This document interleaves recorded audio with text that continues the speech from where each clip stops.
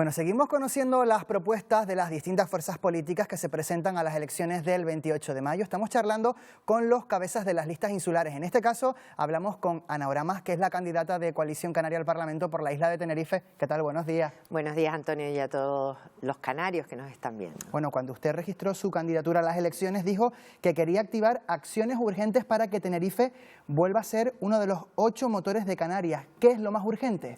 Pues mira, yo creo que hay una emergencia, que es una emergencia sanitaria y en todo lo que afecta a la dependencia también y a la discapacidad.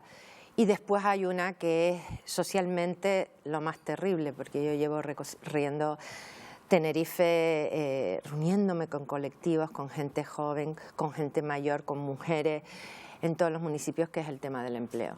Nosotros no podemos admitir como comunidad autónoma que la mitad de los jóvenes de Canarias, el 50%, estén en paro. Y sobre todo los últimos datos de la encuesta de población activa que salieron hace una semana, en las cuales, que yo me alegro muchísimo, se han creado 60.000 empleos en la otra provincia, pero en la provincia de Santa Cruz de Tenerife se han perdido 30.000 y en concreto en la isla de Tenerife más de 6.000. Y bueno, lo que te asombra es que el vicepresidente del gobierno, Román Rodríguez, diga que son unos datos magníficos y el presidente del gobierno también los valore positivamente. La gente mayor, la gente joven, las mujeres, la angustia es el trabajo de los hijos. Y yo creo que Tenerife, por una serie de razones, por tener un cabildo de Tenerife que era el motor político de la isla, como es en todas las islas, ha estado para detrás, ha estado ausente, y tenemos que crear empleo en La Palma, en Tenerife, en La Gomera y en El Hierro. Antes de ayer estuve en La Palma y desde luego vamos a obviar incluso el tema del volcán.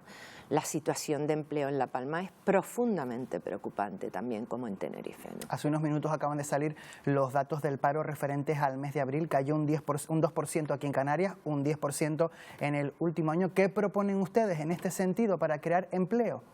Mira, lo primero que para crear empleo, yo creo que hay que adaptar las políticas de empleo a cada isla. No es lo mismo el paro en El Hierro, en La Palma, en La Gomera, que en el sur de Tenerife, que en el área metropolitana, que en Gran Canaria, que en Lanzarote, en Fuerteventura. Creo, y nos lo reclaman los sectores empresariales, tenemos que tener un plan de formación profesional, tanto básica como superior, formación profesional superior, adaptada al territorio y a las necesidades, a lo que demandan y a lo que van a demandar las empresas en los próximos años.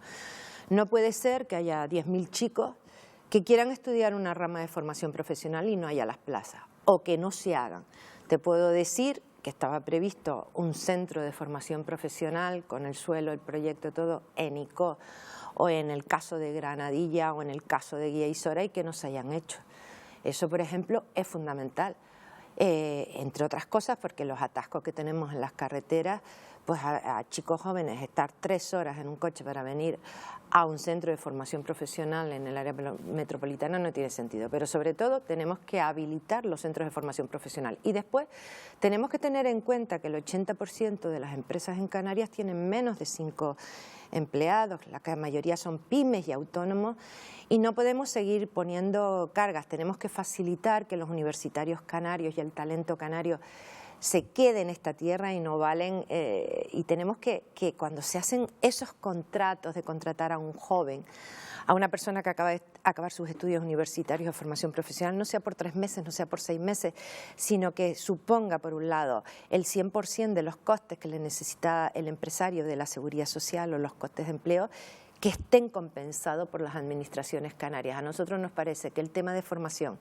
y que la primera oportunidad laboral de 1 año o 2 años de experiencia en Canarias sea cofinanciado por las administraciones públicas nos parece absolutamente fundamental, ¿no? Hablaba usted ahora mismo de los atascos en el norte de Tenerife, sobre todo. En esta precampaña defienden ustedes que... Bueno, sobre todo en el norte de Tenerife, ¿no? Yo le puedo decir que en el sur de Tenerife también los hay, sí. Hay también no, o sea, el colapso que tiene el puerto de los Cristianos, los que tienen en determinadas zonas del sur para entrar a determinados polígonos es absolutamente insoportable. En este sentido, en esta precampaña, sobre todo en boca de Rosa Dávila, que es la candidata al Cabildo de Tenerife, han defendido ustedes que van a mitigar esas colas en 90 días. ¿Cómo se consigue eso en tan poco tiempo para un problema que es histórico prácticamente? No es que se vayan a resolver los atascos en 90 días, pero hay medidas que se tenían que haber tomado y que no se han tomado. La prueba es la siguiente. Coalición Canaria consiguió, cosa que el Gobierno de Canarias y el PSOE de Canarias tiró a la toalla, la negociación que llevamos en los presupuestos, que el transporte en guagua en Canarias fuera gratuito. Eso lo conseguimos Fernando Clavijo y yo. Y fue gracioso porque el Cabildo de Tenerife dijo que menudo problema y que eso solo beneficiaba a los ciudadanos. ¿A quién querías que beneficiara? Dijeron que eso no iba a hacer mucho y que era un problema, pusieron todas las pegas que te puedas imaginar y resulta que salió el dato hace 2 semanas que ahí se ha incrementado las personas que usan el transporte público un 50%, varios millones de viajes. Imagínate si no hubiéramos tenido ese transporte gratuito. ¿Pero qué hay cosas que sí se pueden hacer? Pues se puede hacer, por ejemplo, que haya lanzaderas directas de transporte del norte de los estudiantes que van a la universidad directamente a la universidad. Tú puedes hacer que mucho del transporte escolar de gente que no lo paga, que lleva a sus hijos porque no se pueda pagar, que sea gratuito. Tú puedes hacer que en el sur, donde vive la gente y donde trabaja en el sur, dentro del sur, tener un transporte público adecuado. Y desde luego lo que es inadmisible es que el Cabildo de Tenerife, que Tenerife iba muchísimo por delante porque fue diseñado desde la época de Ricardo Melchor, ese tren al norte y al sur, que nosotros íbamos mucho más avanzado que Gran Canaria, que se podía haber implantado y se podía haber financiado con fondos europeos en estos 4 años y hubiéramos tenido ya varios de los trenes, se haya paralizado como ha hecho el Cabildo de Tenerife. Sin embargo, en Gran Canaria, con gran criterio, han impulsado el tren y ya están por delante y podrán estar financiándose y adjudicándose en la próxima legislatura. Sin embargo, Tenerife se ha quedado atrás por la falta de visión política del Cabildo de Tenerife. ¿Que hay medidas? Claro que sí. Que hay, pero lo que no se puede, lo que no podemos los tinerfeños es resignarnos, como dice el presidente del Cabildo de Tenerife, no, hasta el 2027 esto va a seguir así. Pues no, señor, no nos resignamos.